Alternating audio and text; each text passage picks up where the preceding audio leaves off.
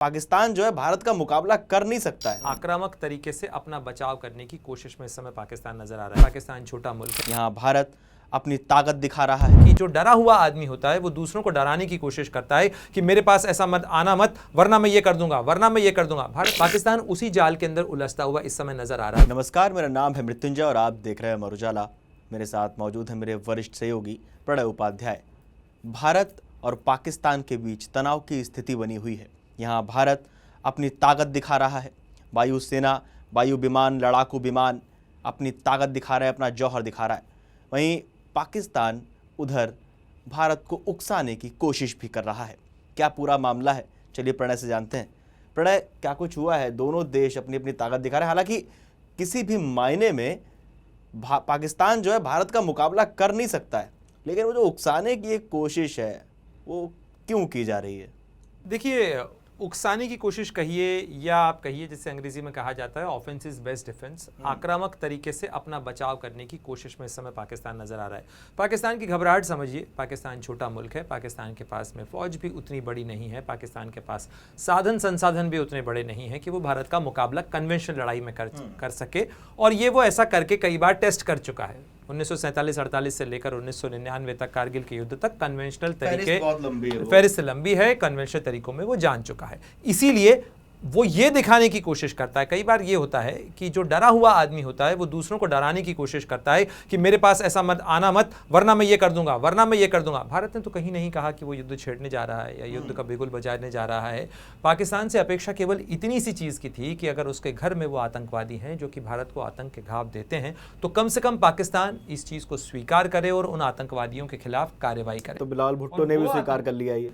देखिए, बिलावल भुट्टो नहीं, परवेज मुशर्रफ, पाकिस्तान के पूर्व वायुसेना प्रमुख, एयर चीफ मार्शल असगर, कई लोगों की फहरिस्त है। असगर का बयान देखें, चीफ मार्शल रहे पाकिस्तान की वायुसेना के, वो कई बार कई इंटरव्यूज़ के अंदर कह चुके हैं कि हमेशा भारत और पाकिस्तान के बीच जब भी लड़ाई हुई है उसकी शुरुआत पाकिस्तान की तरफ से की गई। पाकिस्तान ने ऑपरेशन शुरू किए हैं और उसके बाद ख़त्म लड़ाई को भारत ने किया है। लेकिन ये पाकिस्तान और भारत के रिश्तों की एक असलियत है। लेकिन इस बार पाकिस्तान पहलगाम के बाद क्या कर रहा है?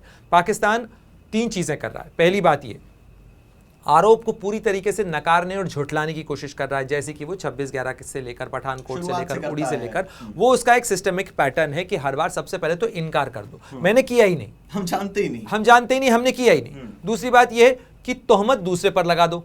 ये एक ऑफेंस को डिफेंस बनाने की तरीका होता है कि ये तो इन्होंने खुद किया होगा, मैंने किया नहीं, साथ ही मैं ये कह दे रहा हूं कि आपने ही किया है। ये कितनी जाहिलाना बात है कि आप किसी भी व्यक्ति से ये कहें कि किसी के घर में अगर कोई हत्या हो जाए और आप कहें कि दरअसल इसको तो घर वालों ने मार दिया। तो ये आप सोचिए किस तरीके की मानसिकता है कि बजाय आप उस चीज़ को स्वीकार करने के या बजाय उस चीज़ के ऊपर कोई कार्रवाई करने के कि आखिर चलिए ठीक है, ये कोई पहला मौका नहीं है जब पाकिस्तान की ज़मीन से निकला हुआ आतंकवाद भारत को आतंक के घाव देके गया हो। इससे पहले कई घटनाएं हुई हैं। पाकिस्तान हर बार ये करता है। फिर ये इंटरनेशनल जो इन्वेस्टिगेशन की बात है, दुनिया को दिखाने के लिए पाकिस्तान जो कुछ कर रहा है वो भारत को कन्विंस करने के लिए या भारत को रिस्पॉन्ड करने के लिए नहीं, बल्कि दुनिया को दिखाने के लिए कर रहा है। जितना हाय तौबा मच रही है, जितना हल्ला मच रहा है, वो सारा हल्ला जो है वो इस चीज़ के लिए हो रहा है कि कैसे भारत को गलत बताया जा सके, खुद को साफ बताया जा सके, खुद बचा जा सके। और वो बचने की जुगत के अंदर कहा जाता है ना मृत्युंजय, कि व्यक्ति एक झूठ को छुपाने के लिए 100 झूठ बोलता है। पाकिस्तान उसी जाल के अंदर उलझता हुआ इस समय नजर आ रहा है। वो जो झूठ बोल रहा है, उस झूठ की गवाही उसके अपने पुराने जो अतीत हैं, उसके जो सच हैं, वो खुद दे रहे हैं। पाकिस्तान के अंदर मौजूद लोग ये कह रहे हैं कि अगर ऐसा ही है तो आखिर फिर हमने हाफिज सईद और मसूद अजहर जैसे आतंकवादियों को क्यों रखा हुआ है? आप देखिए कि ज़कीउर रहमान लखवी, जो कि लश्कर तैयबा का आतंकवादी था, उस आतंकवादी को FATF की पाबंदियों के बीच में बाकायदा पकड़ने की नौबत आई, वो दबाव पड़ा तो पाकिस्तान ने नज़रबंद ज़रूर किया और वो जेल के अंदर रहते हुए एक बच्चे का बाप भी बन जाता है।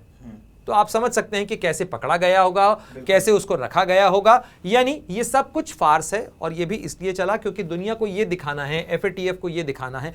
दूसरी बात, भारत बड़ा मुल्क है, भारत की नौसेना, भारत की वायुसेना, भारत की थल सेना, उसके अपने कई ऑपरेशंस चलते रहते हैं, बहुत सारी चीज़ें हैं। लेकिन पाकिस्तान अभी चूंकि बहुत डरा हुआ है और ये दिखाने की कोशिश कर रहा है, दुनिया को ये बताने की कोशिश कर रहा है कि मेरे परमाणु बम हैं और मैं भारत के खिलाफ चला सकता हूं, अगर हमारे खिलाफ कुछ भी हुआ तो हम उनका इस्तेमाल कर सकते हैं। की तरह परमाणु बम एग्जैक्टली नहीं, रट्टू तोते की तरह नहीं। इसको बहुत सोचे समझे तरीके से देखिए आप, कि वो दुनिया के सामने एक नैरेटिव बनाने की कोशिश कर रहा है कि भारत गलत है, हम पे गलत तोहमत लगा रहा है, लेकिन अगर हमारे वजूद के ऊपर कुछ असर आया या हमारे लिए कोई खतरा पैदा हुआ तो हम फिर परमाणु हथियार के लेवल तक जा सकते हैं, ताकि दुनिया डरे, चौंके, दौड़े और कहे कि नहीं नहीं नहीं भाई, इस लड़ाई को रुकवाना चाहिए। वो पाकिस्तान की नीयत क्या है? भारत कहीं कार्रवाई ना कर दे, क्योंकि भारत यदि कार्रवाई कर देगा तो पाकिस्तान के लिए खड़े रहना, टिक पाना मुश्किल होगा, पाकिस्तान की फौज के लिए मुश्किलें होंगी। इसलिए ये जो सारा हल्ला और हवा मचाया जा रहा है, वो हल्ला और हवा केवल इस चीज के लिए है कि कहीं भारत जो है कोई सख्त कार्रवाई न कर दे, जिसके बाद जवाबी कार्रवाई करने की मजबूरी पाकिस्तान के ऊपर होगी, और अगर जवाबी कार्रवाई होगी तो फिर ये इंटेंसिफाई होगा, और अगर इंटेंसिफाई हुआ तो फिर मुश्किलें पाकिस्तान की बढ़ जाएंगी। तो ये जो सारी चीज़ें आप कवायदे देख रहे हैं, कोशिशें देख रहे हैं, वो सारी चीज़ें इसलिए हैं कि भारत के नाम का एक हवा खड़ा किया जाए। प्रणय, क्या किया है पाकिस्तान ने? अभी जिस मिसाइल का हम लोग जिक्र कर रहे थे, क्या है वो मिसाइल जो पाकिस्तान ने? देखिए, पाकिस्तान ने एक मिसाइल टेस्ट किया है, अबाबील मिसाइल है, करीब करीब 450 किलोमीटर इस मिसाइल की रेंज है। और जाहिर तौर पर ऐसे में जबकि माहौल इस तरीके का हो, पाकिस्तान के ऊपर तोहमत लग रही हो, पाकिस्तान कटघरे में खड़ा हो, देखिए दुनिया के तमाम मुल्कों के पास जाके पाकिस्तान ने गुहार लगाई, पुकार लगाई, लेकिन किसी ने भी ये नहीं कहा कि, जैसा पाकिस्तान लगातार कह रहा है कि फॉल्स फ्लैग ऑपरेशन है, फॉल्स फ्लैग ऑपरेशन यानी भारत ने ही किया है और हम उल्टा तोहमत जो है वो पाकिस्तान के माथे मढ़ रहे हैं। तो ये इससे बड़ा झूठ और मजाक कुछ नहीं हो सकता, बजाय विषय को एड्रेस करने के। और देखिए, ये कोई पहला मौका नहीं है, 26/11 में भी पाकिस्तान ने यही कहा था कि ये तो फॉल्स फ्लैग ऑपरेशन, ये तो इन्होंने खुद करवाया है। उसके बाद जब पाकिस्तान की मीडिया ने जाकर अजमल कसाब की फैमिली से बात कर ली, पता लगा लिया, वहाँ गाँव पहुँच गए, ये सारी चीज़ें सामने आ गई। पाकिस्तान के जो फॉर्मर NSA थे दुर्रानी, उन्होंने इस चीज़ को स्वीकार कर लिया कि हाँ अजमल कसाब पाकिस्तानी हैं, उनको पद से हटा दिया गया। तो इन तमाम झूठ के अंदर पहले भी उलझ चुका है, मतलब जैसे हम अंग्रेजी में कहते हैं कि we have done that, been there. तो इस तरीके से पाकिस्तान को देखकर लगता है कि ये पहले भी उसी रास्ते के ऊपर आते हैं, हर बार जब भी होता है उसी रास्ते पे चलते हुए नजर आते हैं। कहां है जो इसकी जिम्मेदारी ले चुका बिल्कुल है? लेकिन 450 किलोमीटर ये अबाबील मिसाइल है। इस मिसाइल को दागने की जो टाइमिंग है, उस टाइमिंग को भी आप महत्वपूर्ण देखिए। ये नो टाइम जो है वो पाकिस्तान के तरफ से इशू किया गया था, और ये नो टाइम होता है बेसिकली जो फ्लाइट पाथ होते हैं उस रास्ते से जो गुजरने वाले विमानों के लिए जारी किया जाता है। 2-3 तारीख का ये नो टाइम इशू किया गया था, और इसीलिए किया गया था कि इस दौरान ये मिसाइल टेस्ट किया जाए। ये मिसाइल अगर आप देखें पाकिस्तान और भारत के बीच में, अगर आप मिसाइलों के शस्त्रागार की भी अगर तुलना करें, पहले फौज की तुलना कर लेते हैं, तो आप देखिए अगर हम फायर पावर की तुलना करें, यानी भारत और पाकिस्तान के बीच के मुकाबले में, या उन दोनों के पास में कितना फायर पावर मौजूद है, कौन कितनी बड़ी ताकत है आग झोंकने और बारूद लगाने पर अगर आ जाए तो कितनी बारूद है, अगर उसकी भी तुलना की जाए तो उस तुलना के अंदर दुनिया के टॉप 10 देश ये हैं। इसके अंदर आपको पाकिस्तान का नजर कहीं नाम आता है। भारत चौथे नंबर पर, दुनिया की चौथी सबसे बड़ी फायर पावर है।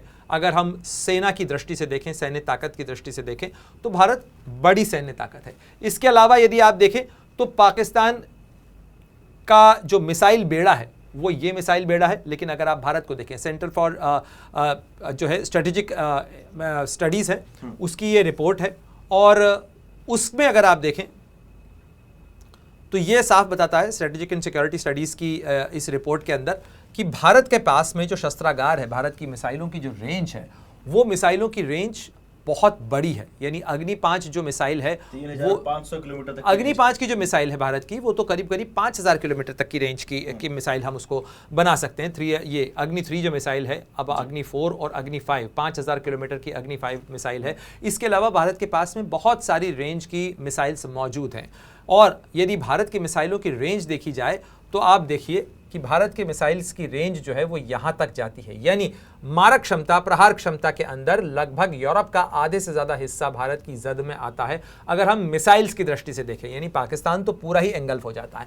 अब अगर पाकिस्तान की दृष्टि से, काफी है, पाकिस्तान की दृष्टि से अगर देखें तो पाकिस्तान के पास जो मिसाइल हैं ये अंडर डेवलपमेंट मिसाइल्स हैं। ये अबाबील जिसको वो दिखा रहे हैं यहाँ पर इस लिस्ट के अंदर, 2000 किलोमीटर से ज़्यादा की मिसाइल, ये अभी आई नहीं है। दूसरी बात, शाहीन 3 भी जो है वो कई फेजेस के अंदर अंदर इसके टेस्ट होना बाकी है। इसलिए पाकिस्तान की अधिकतर मिसाइल्स को आप ये माने कि वो उनकी जो रेंज है वो भारत के लगभग आधे हिस्से को कवर करते हैं। लगभग यहाँ तक आप मान सकते हैं भारत का पूरा हिस्सा जो है पाकिस्तान की मिसाइल्स अभी कवर नहीं करती हैं। कम से कम कोई उनकी प्रोवन कैपेबिलिटी तो उस तरह की नहीं है। लेकिन फिर भी ये जो अब्दाली मिसाइल है, ये अब्दाली हत्फ 2 का ही एक रेंज है, जिसको बढ़ाकर उन्होंने जो है वो 450 किलोमीटर किया है।